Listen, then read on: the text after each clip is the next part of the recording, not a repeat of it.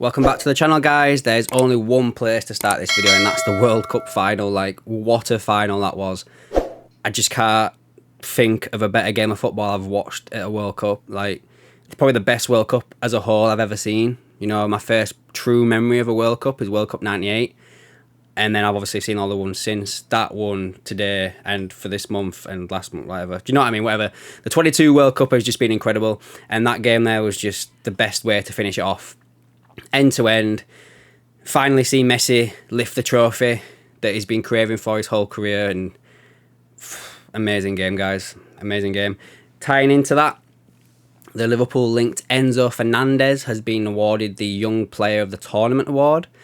Now, some Liverpool fans I've seen on Twitter going, oh, that's put his price up, blah, blah, blah, blah. He's got a release clause, guys, in his contract, so his price won't go up unless he signs a new deal, basically. I mean, there could have been a potential where we could have signed him a little bit cheaper or, you know, what's the word I'm looking for? Constructed a deal that best suited us. But now Benfica hold all the cards. There's going to be teams lining up for this guy now.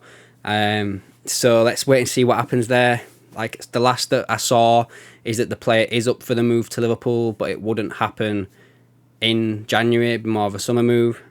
Potentially, it could have been one of them where he's a Bellingham replacement. Like, I hope not, and I've not really seen that, but I think it'd be stupid enough to think that Liverpool don't have a midfielder lined up if we don't sign Jude Bellingham, because I just don't think they want to suffer what they did before in the past, where they've had one player in mind, and then when they don't get him, then that's it, we're stumped.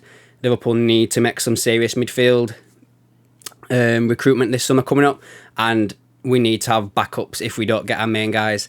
And there's a few that I'm going to go over today in this video that we've been linked with, but first and foremost, I'm going to go over the Arthur Melo comments from his agent, which is basically saying that Liverpool were in contact with Melo all summer to try and get a deal sorted out, not as we see it as it was rushed. Not 100% sure I believe that, guys, but just to cover some stuff that he said today is that Melo is 100% going to stay at Liverpool in January. There's no aspect at all of him going back to Juve. He doesn't know where these rumours have come from. He doesn't think that with Allegri still at Juve that he would have a place there to play. And if Liverpool wanted to renew the loan or make an offer, Melo would be up for it. Now, in my opinion, if we have FSG still in charge come the summer, I could see us loaning or making Melo's move permanent. Like, I really could, guys. There is a bit of good stuff here. You know, we haven't really seen the guy on the pitch, but apparently he's 3 weeks ahead of his schedule of recovering from his injury. So that's some good news. So let's see what happens, and, you know, let's just wait and see what he's like when he comes back from injury. You know, you never know. He could be one of the guys we rely on towards the back end of the season to get us into that top four. But again, let's just wait and see what happens there. The other two midfielders we have been touted with this weekend is one that we was very close to, or should I say, heavily linked with putting a bid in on deadline day during the summer, is Moses Caicedo from Brighton. So I'm just going to quickly go over his bio, shall we say, on transfer market. It says here that he's a central midfielder, defensive midfielder. He's 21, Ecuadorian, of course. His agent is relative, so obviously like family, which, you know, it's not too bad, but sometimes when Liverpool are linked with players, like the other day, for instance, I looked back and the agency on there had players that Liverpool have been linked with in the past, so, you know, just a little bit of a pattern. It says here that his relatives are his agents, basically, and his current transfer market value is 38 million, and if I remember rightly, Liverpool offered 50 million or something like that, around about that, on deadline day for this kid. So I'm guessing it's going to take a fee round about the same, if not more, to get him in January, if I'm being honest, guys. So I don't know where this 38 million euros has come from on here, but that's that. You know, he had a pretty decent start to the season. He's had a really... Did he have a good World Cup? You know, it's Ecuador, innit? Yeah, decent enough, shall we say. Let's just have a look. His stats so far for the season in the Premier League, he's got 14 starts, 4 yellow cards and 1 goal, no assists. He's been in the starting 11 for 100% of the games. He's done 99% of the minutes, and his goal participation over them games is 4%. So very defensive-minded player by the looks of this. The other player that we got linked with is a new one that popped up, and it is Benkakor, if I'm saying that correctly. AC Milan, defensive midfielder again. There's a pattern here, guys. Defensive midfielder. He's Algerian, and his market value is 40 million. I can't lie, guys. I don't really know much about this guy. He's 25. Like I say, AC Milan, 15 appearances. He's got 1 goal, 1 assist so far this season. And basically, this was put out, was it today or was it yesterday even? I think it was yesterday.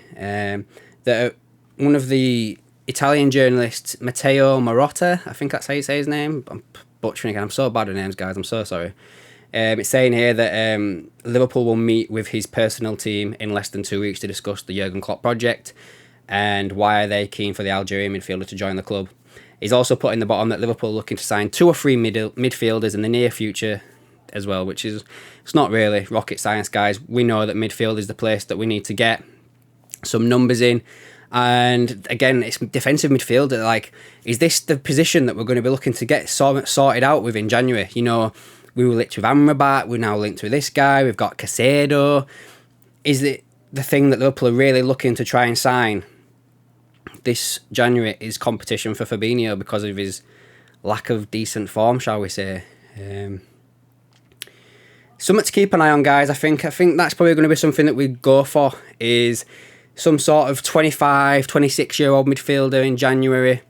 If not that, Caicedo. But, you know, there's a lot of players that seem to be linked to us for January around the same age bracket in the same position. As I've said, Amrabat, and now this Benakia, if that's how you pronounce it, I'm afraid. I don't know. So that seems to be what we're going for. Let's wait and see what happens in January. And then, yeah, we'll just take it from there, guys. It's also come out as well today that Ben Doak, oh God, I'm so bad. Sorry, guys. Doak, the young lad who played on the wing, is being linked to a move to go out on loan in January, which for me is a little bit of a risk, if you ask me. Like, I'd keep that kid around, you know, like, I think he'd get some game time at the moment, especially with Diaz and Jota being out injured, and he's really impressed when he's played. I do get the whole point of it, that he might get more regular game time going out on loan. And I have seen some people saying, oh, just chuck him in, because that's what we did with Raheem Sterling at the time. But you've got to think back as well, back then, guys. With Raheem Sterling, we didn't really have anybody else to play. You know, so this was before Sadio Mane joined. So, you know, we do have other players there that are a little bit more reliable. But I would, for instance, this kid would be in my squad to go to Man City on Thursday, which I'll cover later in the week, guys, in my next video. But, yeah, it's rumoured that him and Bobby Clark are up for loan in January. Let's wait and see, you know. I'd probably keep him around, if I'm being honest with you. And, yeah, let's just leave it there, guys, for that. Right, the last bit of news I wanted to touch on today is that Thiago is potentially being offered a new contract, which makes sense for me because he is going into last year of his contract, if I'm not wrong, at the end of this season. And also, like, in my personal opinion, and I might get a bit of stick for this, if he's not signed an extension come the summer window, I would be looking to move him on, just because I'm getting a little bit sick of Liverpool losing players for nothing now. You know, we've had Wijnaldum. The end of this season, we're going to have the Ox, Keita, Milner. We had Origi as well recently. That's 5 players that we lost money on. And, you know, for me, Thiago is probably like one of the greatest midfielders of his generation. He would have been a lot better if he didn't have like a injury-ravaged career that he's had since he's left like Barcelona. I don't want Thiago to go. I want him to sign a new deal. You know, I've followed Thiago since he first broke onto the scene at Barcelona and then went to Bayern. But as I said, like, he gets injuries a lot, but when he's on the pitch, he really is so good. So I'm stuck in the middle, guys. I really don't know what to do. But for me, like I just said, if it came to it and he's not signed an extension come the summer window, I would personally be looking to move him on, just because, really, guys, I can't go with letting someone of that talent just leave for nothing. Do you know what I mean? And, you know, we're already looking at 2 to 3 midfielders to come in the summer. So if we were to move Thiago on, we'd definitely need a 4th one then, potentially. So it's all up in the air at the moment, guys. The whole ownership thing as well is just kind of throwing everything out of whack. We're seeing a lot of stuff from these people on Twitter saying, oh, I've heard this and I've heard that, and some of it could be right, because who knows who these people know? Like, who knows? But at the same time, it's a multi-billion pound deal. Like, so things aren't really going to leak. Do you know what I mean? So there's a lot of like NDAs and stuff like that, and there's a few people like that I follow on Twitter. Some of you might know him as Tag. Like yesterday, he put out that no one has been given exclusivity to go through due diligence, which the new owner would have to do to like sort out buying the club. And then you had people underneath going, oh, so you're saying there've not been no bids? And he's like, no, there's definitely been bids, but nobody's like got exclusivity. It's like FSG are just like letting the bids come in, and I just sat there looking at them like, oh, you know, maybe they're playing each other off each other. Do you know what I mean? Oh, you've offered 3.5. Oh, they've offered us 3.5. What are you going to give us? Do you know what I mean? Like, I do think there might be something that comes out shortly. You know, there was the whole thing about Manchester United today, that they've had a meeting with people in like Saudi Arabia or Qatar or something over a five to £6 billion deal. So it seems to be like a little bit of a who's going to be sold first, Liverpool or United.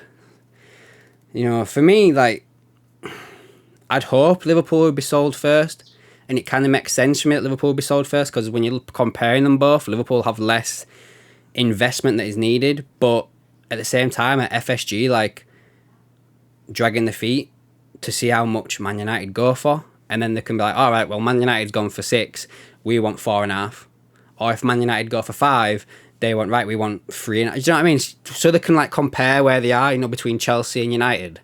I think there might be something like that going on. I could be talking rubbish, I don't know, guys. It's just a personal feeling I've got.